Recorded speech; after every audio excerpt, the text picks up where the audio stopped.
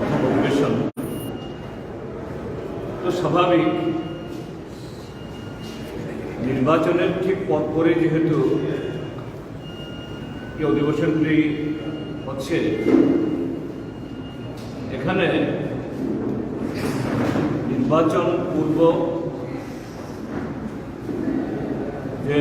পরিস্থিতিতে নির্বাচন হয়েছে এবং সেখানে ফলাফল ইত্যাদি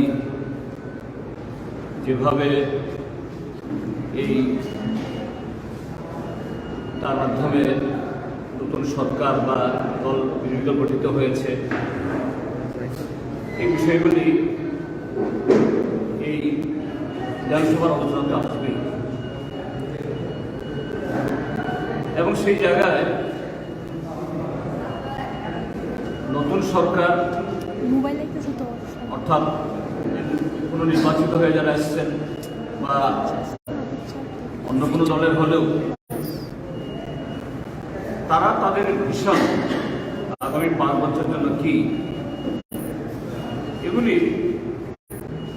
ভাষণ বা বাজেট অধিবেশন হবে, বাজেট প্রস্তাব আসবে, তার মধ্যে আমি আসছি এখানে বিধানসভা প্রয়োজনীয় বিধানসভার প্রথম অধিবেশন হল। এই বিগত নির্বাচনের প্রেক্ষিতে নতুন ভাবে আবার আসছে বিজেপি। এই হাউসের মধ্যে এই সরকারের আচরণ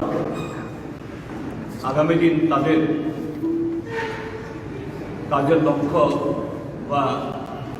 কি ধরনের ভূমিকা গ্রহণ করতে পারে, বিগত নির্বাচন থেকে তারা আদৌ কোনো শিক্ষা গ্রহণ করবেন কিনা, এই আজকে 3 দিন অধিবেশন বা 6 দিন এর মধ্য দিয়ে যা উপলব্ধি হয়েছে, আমরা যারা হাউসের ভেতরে এবং আপনারা যারা এই হাউস কভার করতে এসেছেন, আমি এই কথাগুলো নিয়ে এই বিষয়ে কয়েকটি বলতেছি। প্রথমত হলো এটি গেল নির্বাচন। হ্যাঁ, নির্বাচনে বিভিন্ন দলের নানা থাকে, ইশতেহার প্রকাশ করে, বক্তৃতার মাধ্যমে আগামী দিনের রূপরেখা,